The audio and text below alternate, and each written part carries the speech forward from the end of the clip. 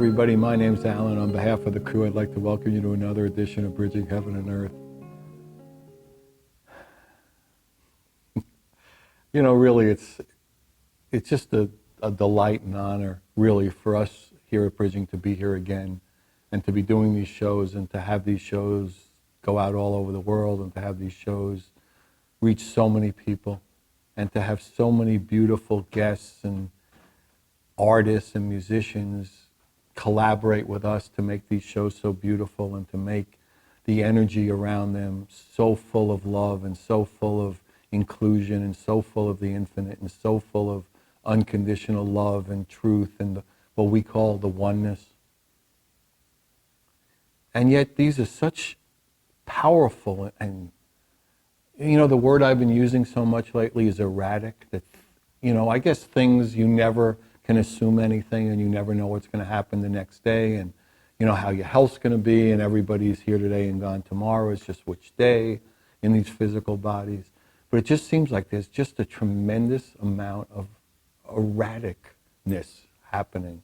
And literally from one minute to the next, we don't know if our computers are going to work, if we're going to wake up and our knee is not going to work, if this person who we've known for, you know, 25 years is going to act in the way they've been acting. And it's interesting because we were having lunch this week with Michael Tamoro, who's been a guest on the show a lot, and one of the great psychics and healers on the planet, in our opinion. And, you know, he was saying, you know, we were talking about this, and I was saying that was the word I was using so much, is that everything seems extraordinarily erratic. And he says he's been experiencing a lot of the same things, and people, you know, he comes in contact with all over the world are experiencing, you know, similar energies around the things you just really can't tell. And that he was saying is the expression he's using is that all bets are off. All bets are off. And I think that, you know, part of this time and part of the experience of us all here is to really drive us into the moment, to really drive us into living where life is, which is in this moment, in the now, in you know, in each breath. And I think that is what is taking us and driving us and making us into the reality of this, you know, beautiful experience that we could have as brothers and sisters on planet Earth. But it just can be, you know, very tricky in a way. I mean, I think the part of it is that we have to be extraordinarily fluid, extraordinarily flexible in our activity. And we were talking here at the studio, I mean, you know, we've done a lot of shows, and we've done a lot of shows with a very, very extraordinary and committed and singularly, you know, a lot of the same people on this crew on Bridging. And today, one of the real important, really dynamic, really highly technical, skilled people had a medical emergency and wasn't able to make it. And so here we are, you know, and everybody came in early and, you know, we're making up the slack and trying to figure stuff out. But there were so many things that he knew that we really didn't know.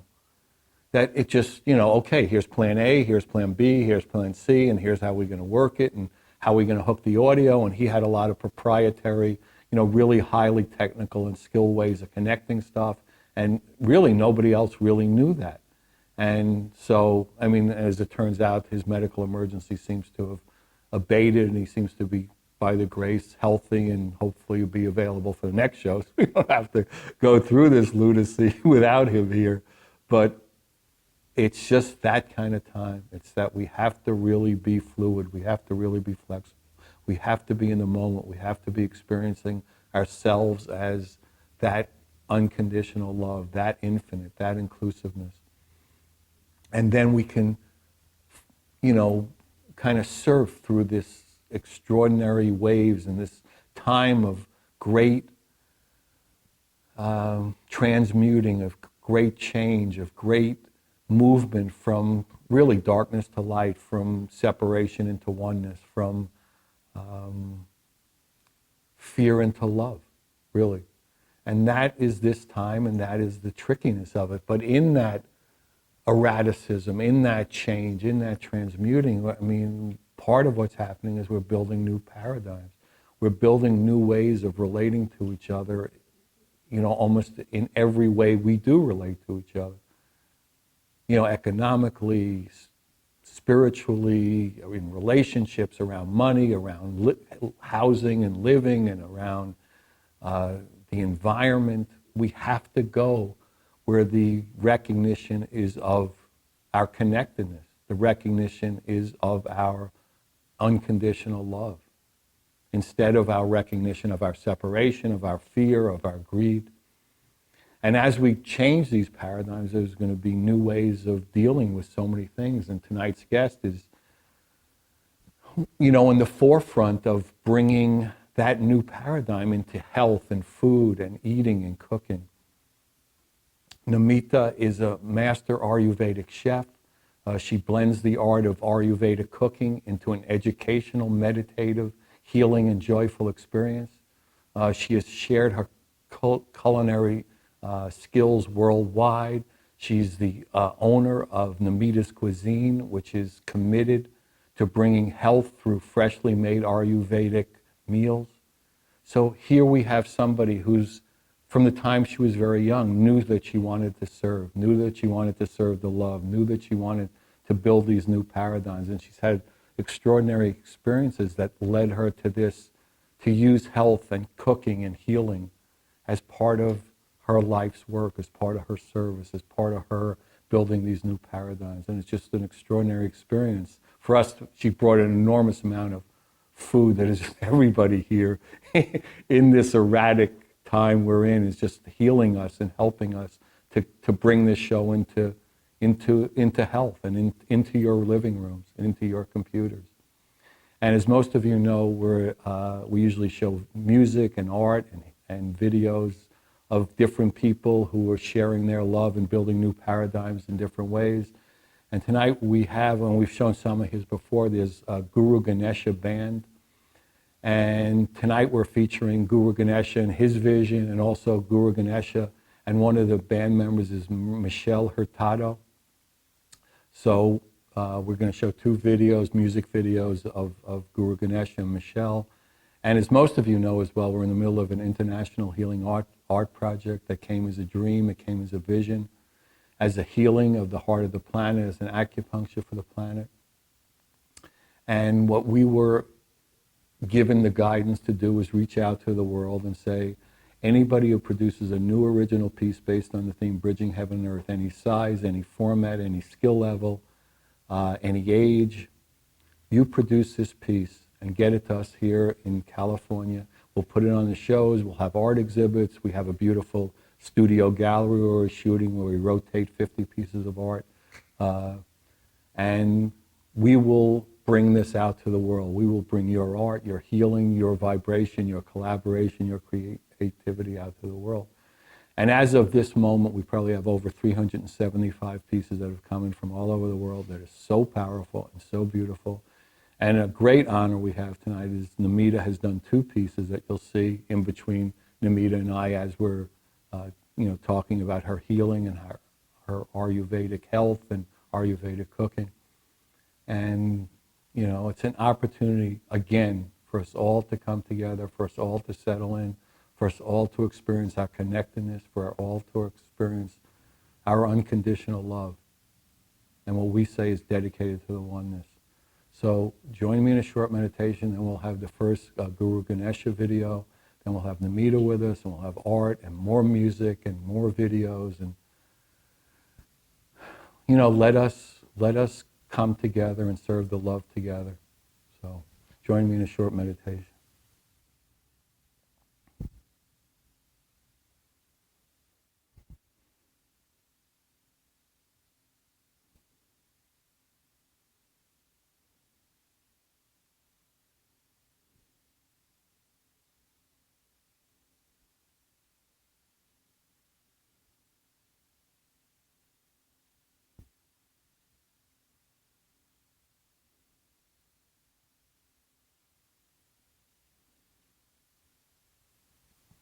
Thank you. That felt nice. It's been pretty hectic around here. Okay, so the first video, as I said, is the GuruGanesha band, and this particular cut is featuring Michelle Hurtado. She's beautiful. It's a beautiful video. The music is great. Enjoy. There's a bright star in the morning rising. There's a bright star. The beautiful thing about the lineup, the people that I selected to be in the band, is that not only are they great musicians and great singers, but they can really carry the spiritual energy that we're serving. You know, starting with Michelle, for example. Tell me where are all God's children? Tell me where are all God's children? She has tremendous fiery energy and great spiritual passion. And when she sings, she uses all 72 trillion cells. It's breaking in my soul. I was in a rock band similar to GuruGanesha. I was also pretty rockin'. And now it's remanifesting again in this rock band, but we're doing mantra, which is so cool to me because GuruGanesha also had to leave his rock behind, and then now he's really just rocking the house.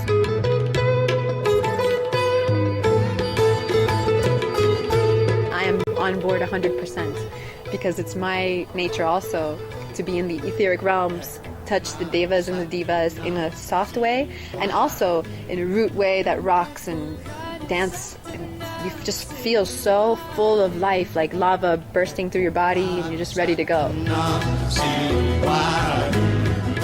The fact that she's a really magnificent flamenco dancer, too, means that when she sings, she's not inhibited in terms of moving her body. And you can see the prana flowing through her when she sings. I'm singing God's praise right from my heart. Oh, now I'm singing God's praise from the bottom of my heart. My experience is that when you're dancing, your body is expressing its song. And when you're singing, your voice is expressing a dance through the air. It's so magical.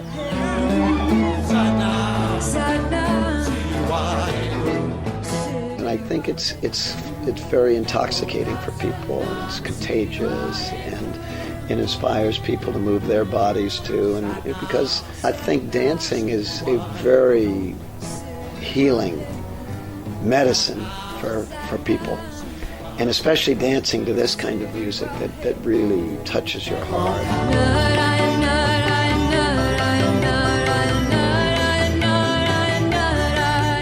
It's an opening, and I feel that that's what the spiritual path is about.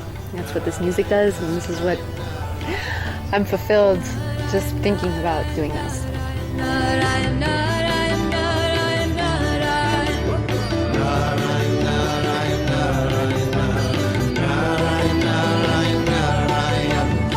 I love you.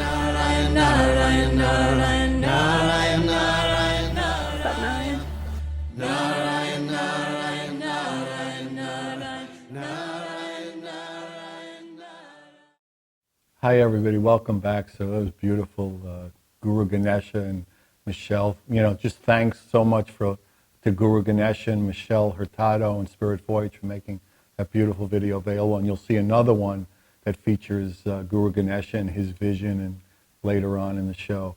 And the incredible piece of art you're singing between Namita Namita and I is a piece Namita did called Rooted in Integrity. So pretty amazing piece. So why don't you talk about, you know, what moved you to do that and what Rooted in Integrity means to you and things like that? Absolutely. Alan, first of all, thank you very much for inviting me to your beautiful show, Bridging Heaven and Earth. And I'm honored that you actually gave me the opportunity to connect back with painting through. Oh, beautiful. So I came up with beats. As you well know, I have communication with my vegetables, my spices, and the beats were the ones that came up to speak to me for this painting. Yeah. And they said, we'll represent what Bridging in Earth, Heaven and Earth means here.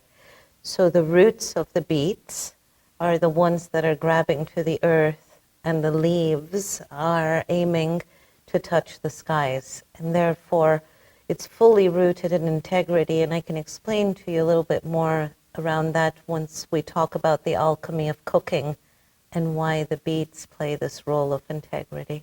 Wow, beautiful. And so when did you know, I mean, I've read your bio and you've had a really eclectic life and you speak a lot of languages and you've been all over the world. When did you kind of know that your service was involved in cooking and healing and using that means, that new paradigm to heal the heart of the planet?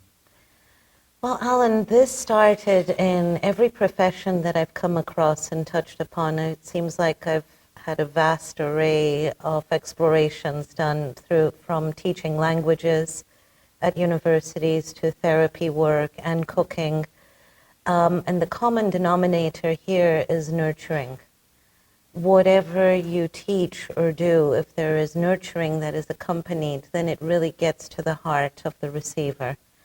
Therefore, cooking came to me. I've always taught cooking at City College, at adult education, private venues, private parties that I do. And yet it was taken to a different level in 2009 when I trained under a Himalayan monk by the name of Swami Vydhidishananda Giri. They have long names. Really, it means the giver of knowledge. And he definitely gave me knowledge around fine-tuning with the spices and really working with them for healing benefits other than taste. So I was marrying the best of both worlds and also integrating it with our community. So to answer your question, I just wanted to give you a bit of the background. Cooking actually came to me as a therapeutic modality that I used at the Santa Barbara County Jail to teach culinary arts to the inmates. And I noticed how beneficial it was to teach mindfulness through cooking and also giving to be in the moment, to be focused, to be right there with whatever you're doing.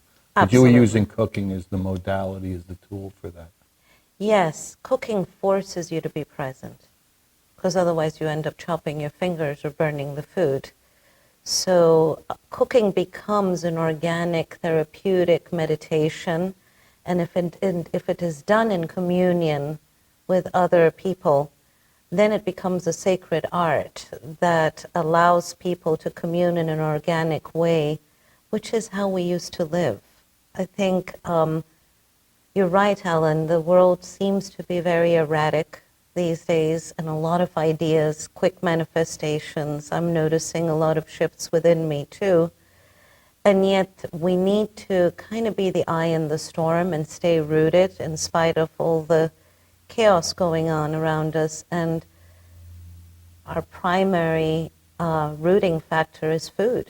What do we eat and what grounds us and what keeps us here in the present in order to receive these new gifts being given by the heavens right now and the changing times.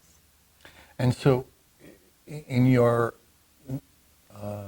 excavation or education around this area, I mean, you learned all the different healing aspects of various foods and spices and the mixing and the combining of them. And why don't you talk to that and how that, really adds another level to the, the healing and the energy around all this. Absolutely. Food.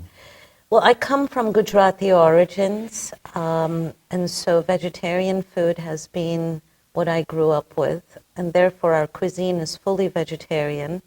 We work only with local and seasonal produce that we get because we want what we call in Ayurveda the energy around the food, the vegetables, the fruits, is called prana, which is the energy that's the live energy that surrounds the produce. If we are buying it straight from our local farms and cooking it immediately, then we're actually preserving the greatest forms of vitamins and not have to look around for them in the form of pills, which is what we end up doing, vitamin this and that. The food is cooked at very low heat.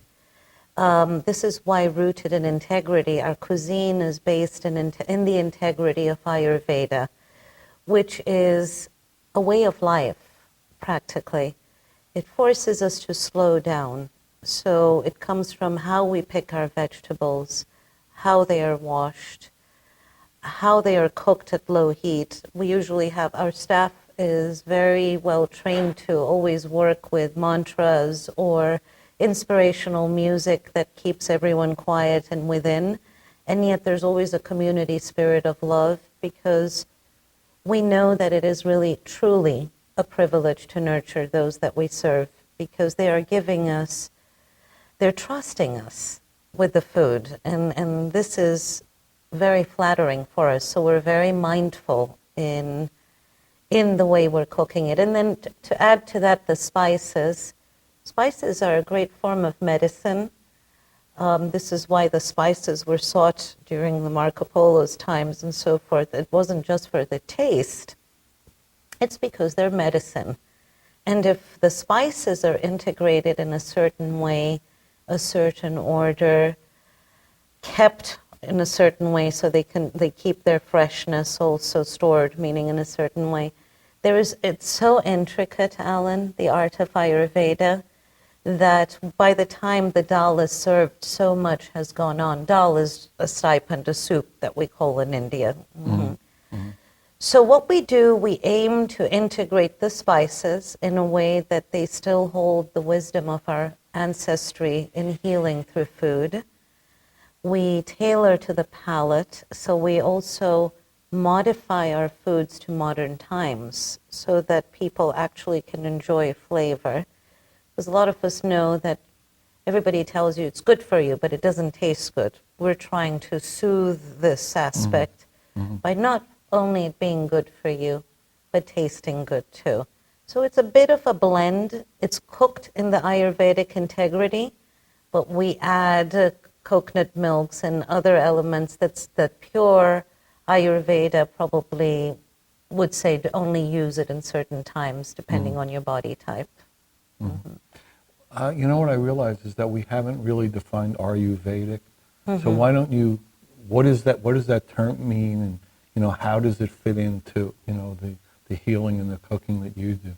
Yes, Ayurveda is the most ancient lifestyle in India. So it is about what time you get up, when you eat, how you cook your food, how you live your life.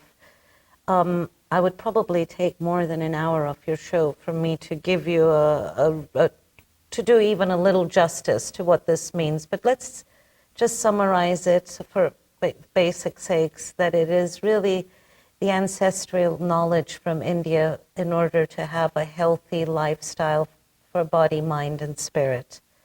Deepak Chopra has introduced Ayurveda to the West. He's done it very eloquently, and thanks to him, a lot of people know about the benefits and how to diagnose Pitta, Vata, Kapha, which are the body types. We're made from the three, but some people have more of one than the other, and this is where our food can come in. So say, for example, Pitta represents fire, and somebody who has a fiery constitution, there's a long list on how to diagnose what Pittas look like. But is it a body type as well? It is a body type as well, yeah. So Vata would tend to be, it's related to air. They tend to be taller and thinner. They're great thinkers. They think more. Pittas tend to be more assertive, or in the negative side, aggressive. So this is where our food can come in, and adjusting the spices, we can tame the different doshas. Harmonize, balance. To harmonize and balance. Yeah. And so, I mean, when you're doing this for like an event, or, I mean, do you get a sense, or do you meditate on what is the proper balanced food for this particular event at this particular time?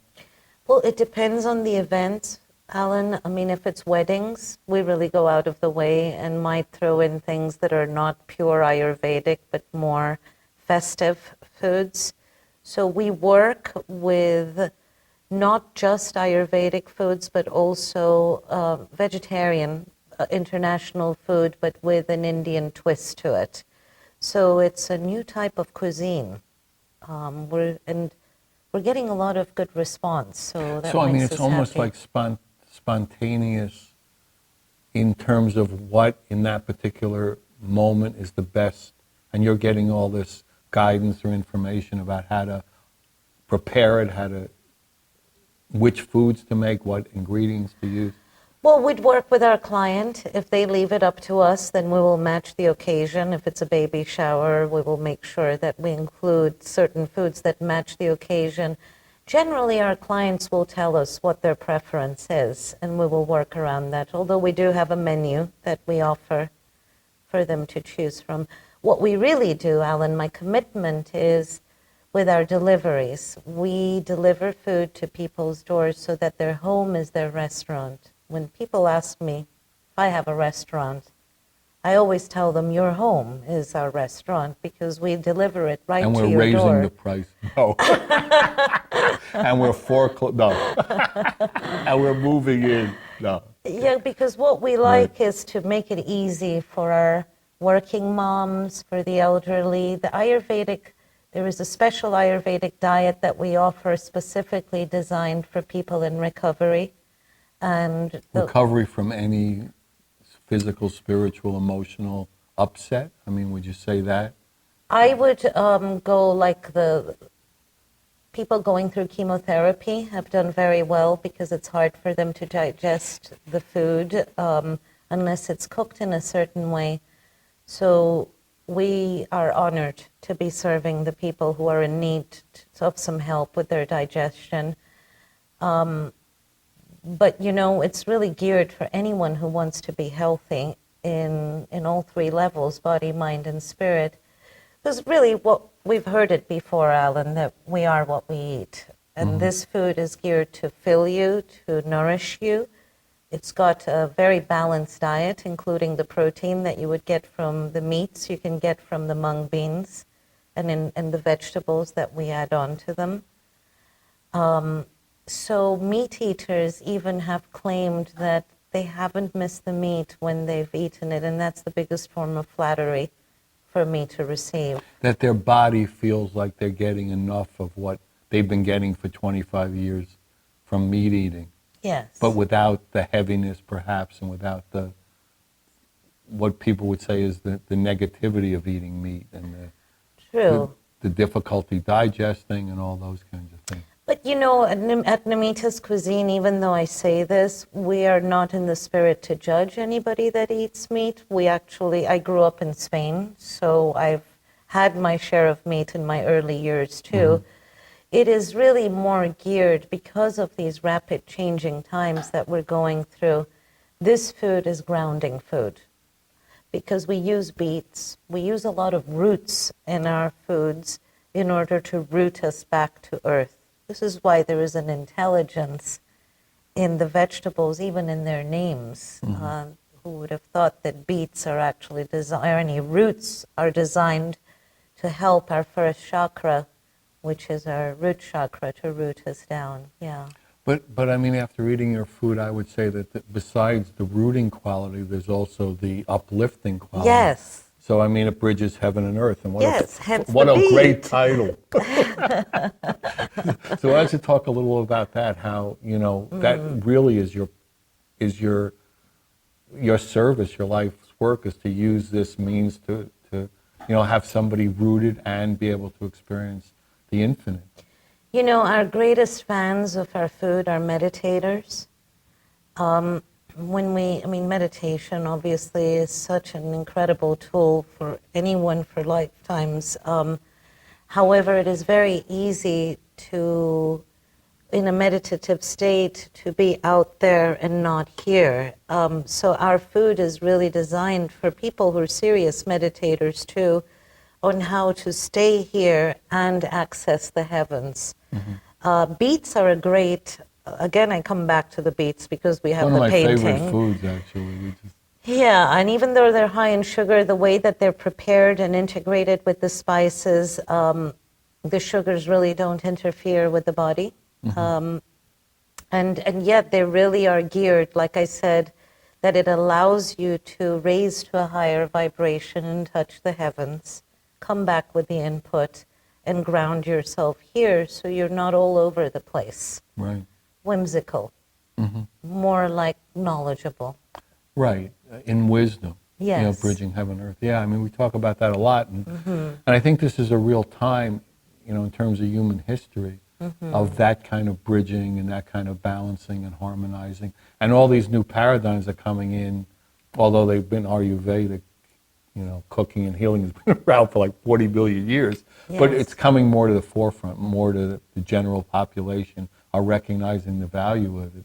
And it's really allowing people to experience the infinite and to live on earth and, you know, pay rent and, you know, so everything about it is just harmonizing us to bridge heaven and earth now. Yeah, it's like the Sufis tell us, one hand to the heavens and one to the earth.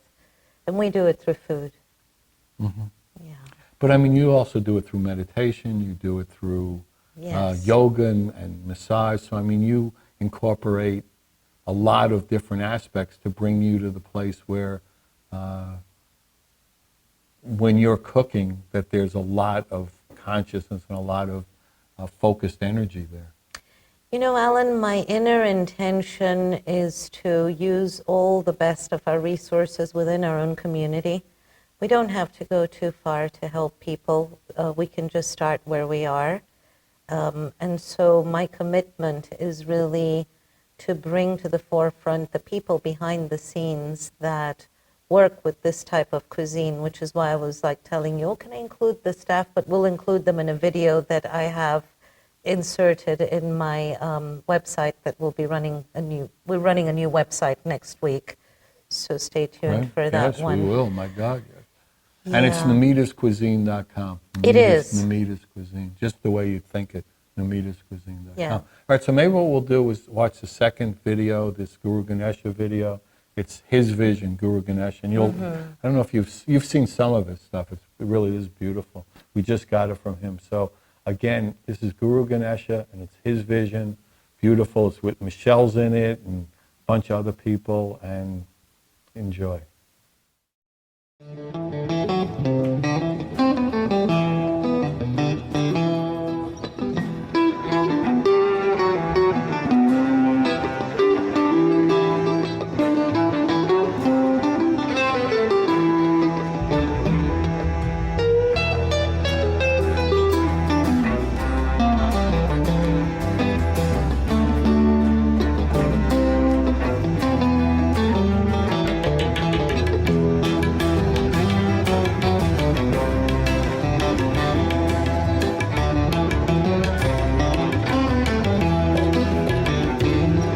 Hari Om, dear Lord, Sadnam, holy name. When I call on the light within, I go home. I've had a vision for quite some time. You know, the notion of putting together a band with a big sound, When I call on the light within, I go home. but that delivers mantras and divine poetry. Oh, my mother, I'm in ecstasy by chanting the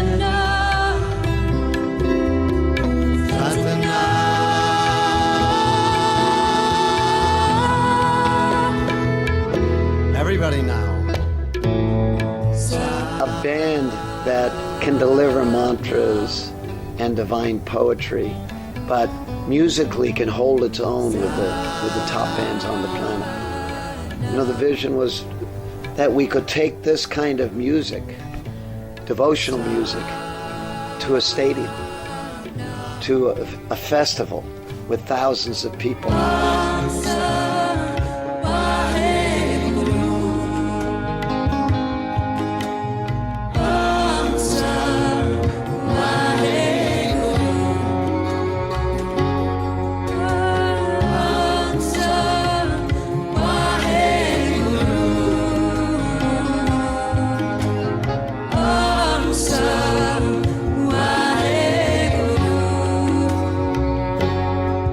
And particularly touch young people.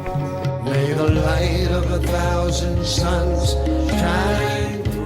Who perhaps are feeling a bit lost, and help them to experience their own divinity and help them realize they have a light inside them that's brighter than 1,000 suns.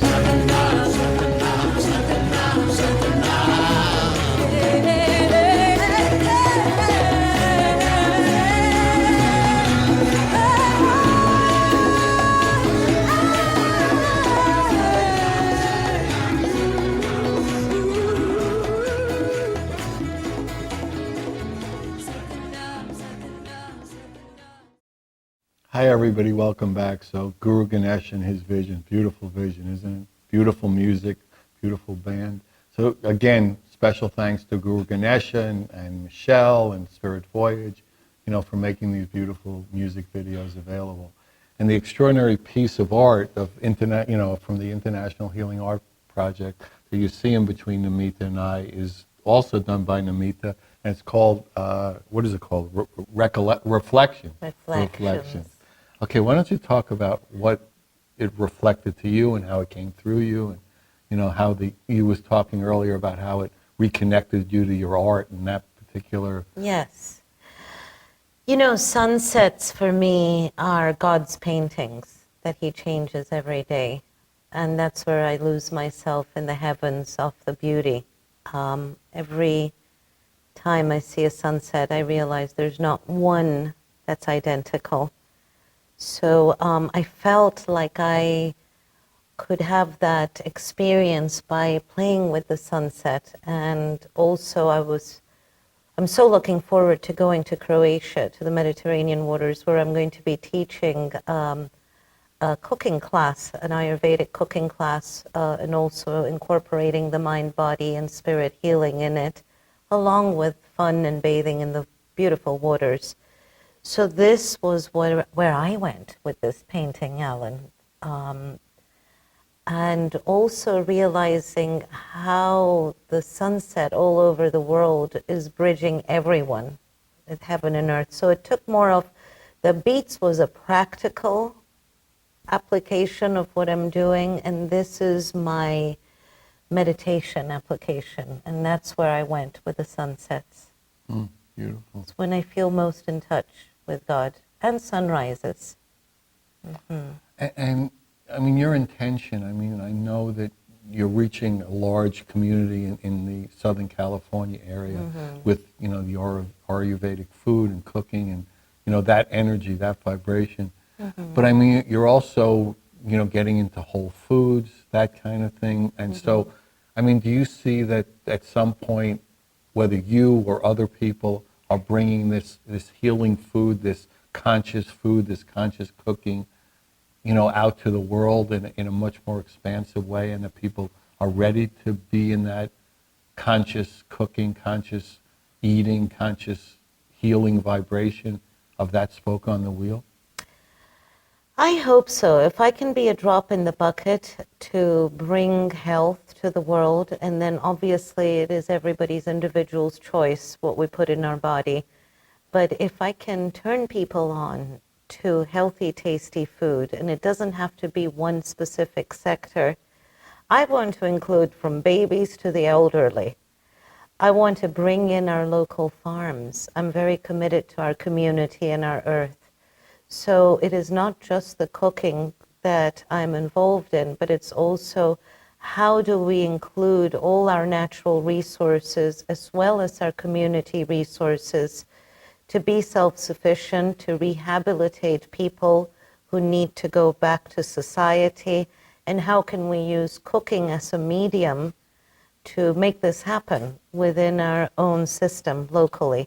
So it's that's been really my inspiration, which is why I incorporate the therapeutic aspect into the cooking too.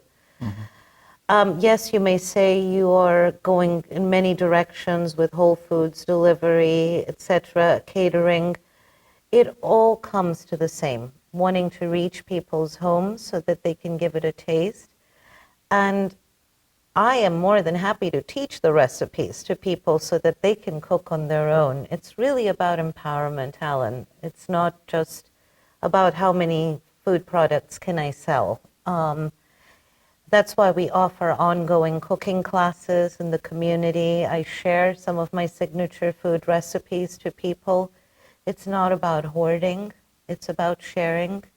and it's about empowering. So whether it's empowering on a therapeutic level with certain populations that need a bit of a push to reintegrate in society, or whether it's the housewife that just has not had a chance to learn how to cook because she was busy studying.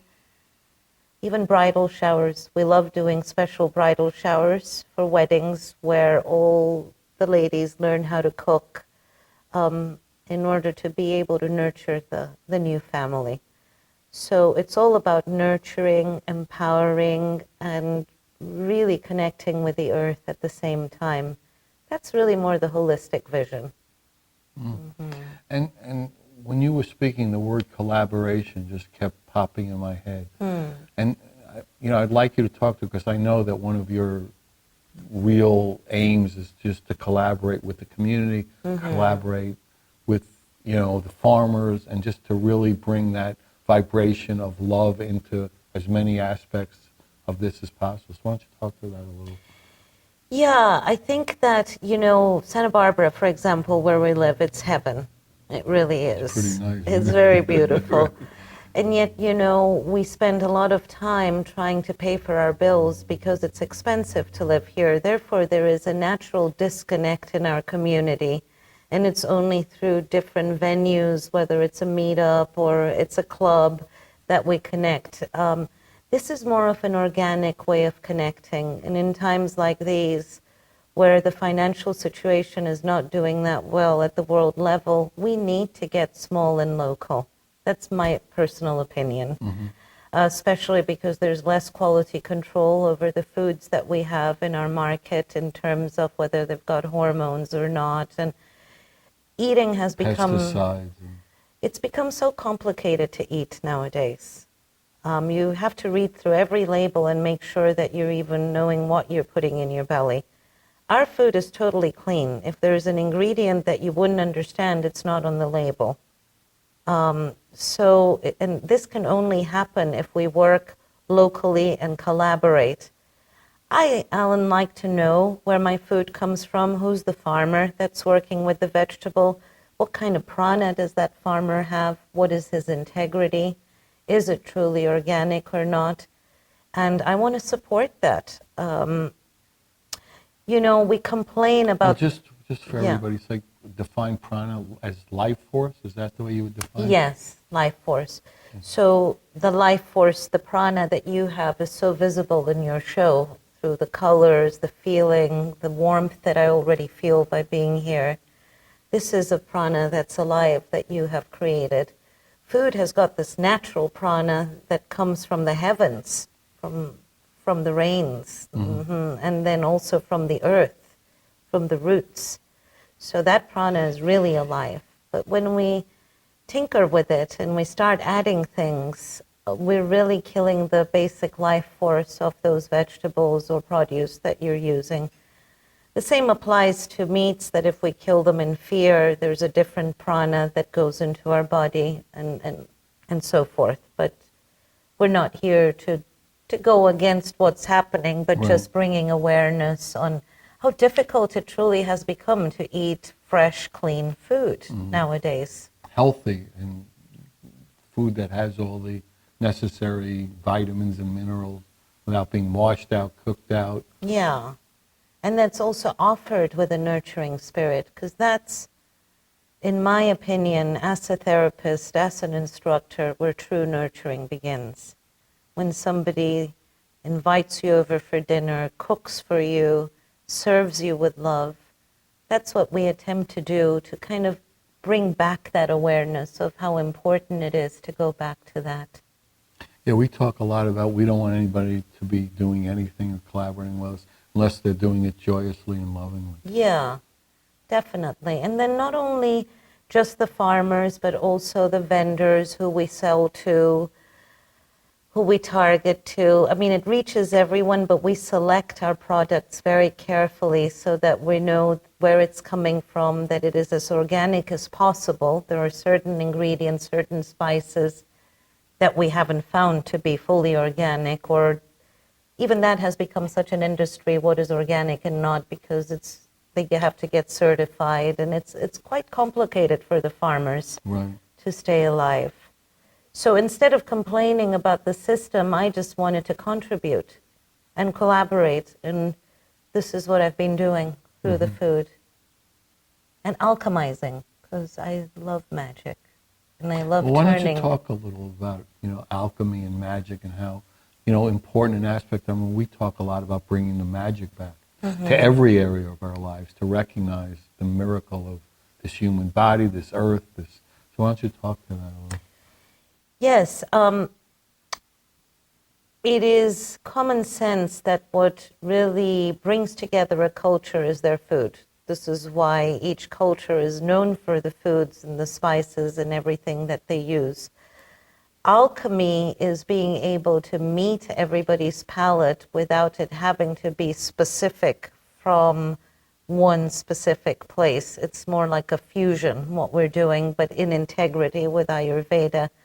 Also alchemizing the spices in the way like we earlier talked about, in trying to manipulate with certain aspects of our doshas that are out of balance. Maybe the earth ingredient is out of balance, the air, etc., through the way that we work with the foods.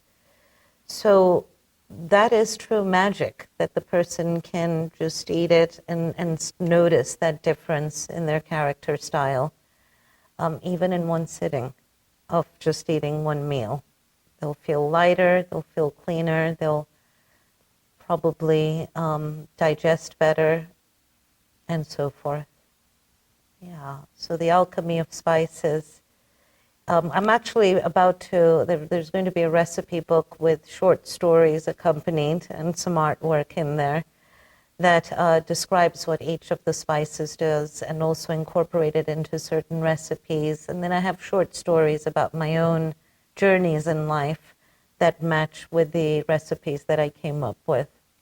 No, that's Yeah. beautiful. So maybe by the time actually that this show is really out there for the whole world, which will probably be a couple of months from the time we're filming it, those things will be more and more available, or excerpts will be on your website. Again, namitascuisine.com. Yes. So that would be great. And we do travel, we do large events all around the world. We do big weddings. We can take care of up to 500, 800 people. So we do travel internationally. We It's a do lot of workshops. spices. I know. We do workshops. We do retreats in India for Panchakarma, which is a very deep, deep level of cleansing. And I work with a highly professional Ayurvedic practitioner who accompanies me to these trips. And so we try to integrate knowledge, instruction, teaching, so for empowerment or nurturing. So if you can't cook it, then let us bring it to you, even if it's just once a week. And one of the goals is to have as many people be able to do it themselves, is to teach them the skill of doing that. So it's not only how much you could cook, but that energy is spreading, and more people are able to bring that healthy vibration into their own home, to their children and all that. Yeah.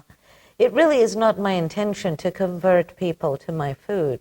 It's really an intention to inspire people to integrate these medicinal treasures that we've had for ages, and also to incorporate some of the knowledge, the deep wisdom from our ancestors, because we need it in times like this, where food literally has become a medicine because it's hard to find high quality food that maybe our grandparents were able to enjoy not too long ago.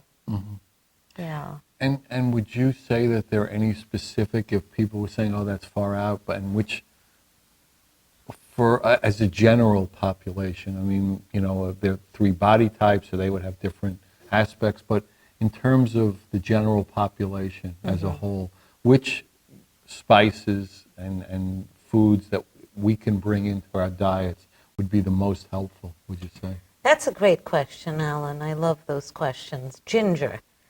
Freshly grated ginger, always incorporated as much as you can. Fantastic for the immune system. We use ginger very regularly as a base to most of our dishes. Turmeric, the spice, is now being very highly recognized by the medical world. You can even find it in It's capsules. anti-inflammatory, right? Great anti-inflammatory, lowers Alzheimer's. A lot of people in India don't suffer from Alzheimer's because most of the dishes have turmeric incorporated in them. Also, great for cleansing. You know, brides in India make turmeric masks with chickpea flour, spread it all over the body, and it's a natural mask where it pulls out all the impurities. So these spices have a lot to say. We kind of take them for granted when we see them in spice racks, but they're really medicine. Yeah, those are 2 examples. Did you want more? Sure. I think people are going, turmeric, ginger, so yeah, give us a couple more. Help us out here. Let's talk about salt, for example. Okay. We have a lot of people that say salt is bad for you, etc., etc. You know, salt is needed in our body, but which salts are we using? I've actually heard recently that in LA they have a big salt bar that you can go and actually choose from hundreds of salts. I can't wait to visit that store. But here's the idea. Swamiji, whom I learned to fine-tune my art, would say, if you have a salt from the oceans, the sea, you have some salt from a lake, and you have some salt from a river, and you combine those 3, then your body won't need to take any extra minerals because it's got all of the minerals you need. And just with a pinch of a combination of those 3, your body is satiated. So we don't have to go a long way pouring the salt. That's more to satisfy the palate, but not necessarily doing justice to the body. When we mix these 3 salts that I spoke to you about, then the body feels satiated without needing to overwhelm itself with the salt. So that's an example that's a little bit more intricate with even a basic spice, if you want to call it, such as the salt. And which foods are, I mean, I know beets. Let's be Oh, we clear. did the beets. I didn't Beets want are to great. honor them. No, we do honor the beets. They are great. And they're great as cleansing for the blood and a lot of Yes. great things. And what other foods, you know, all other things being equal, would you put, you know, in kind of that category? Well, anything that is green, obviously, we tend to use a lot of kale, high in antioxidants. We add to a lot of we make a kale coleslaw that's lovely. With everything is again with fresh dressings from parsley, etc. We use a lot, whatever comes from the ground that week. Like right now, we're using a lot of kabocha squash, which is so tender and it's got so many vitamins. And there's an intelligence when using seasonal vegetables because it knows what our body needs according to the season. So we've actually, last week we welcomed the banana squash, which is a squash that transitions us from the summer to the fall. It's more on the fruit side, and yet it's converting itself into the squash. You know, I love to get to know these vegetables because they have something to say. Absolutely. They're saying Yeah, we're right. transitioning. Right. So we made a No, lovely... they definitely all have vibrations and different vibrations. Yeah. And so when I saw the banana squash, we incorporated it for lactating moms because it's really gentle for them and also for the baby that's breastfeeding. So we research every vegetable that we get that week and see who would best benefit from it, and we incorporate that in our diet. And that's when on our menu, I should say, or our offerings, and that's when we announce who it's good for or who it would appeal more. But interestingly enough, a lot of the daddies ate the dal more than the mummies, so Wow. hopefully they're Hopefully don't start not lactating. lactating. But, well, on that note, that we're hoping the fathers aren't lactating. So we're coming to the end of the show. Remember, namitascuisine.com. If you want any information about Namita, the art project, you could always call me, Alan, 805-687-2053, 805-687-2053. Remember, you know, we're here to be together. We're here to serve together. We're here to, enjoy and experience the love together. Good night. God bless you. We love you. Thank you.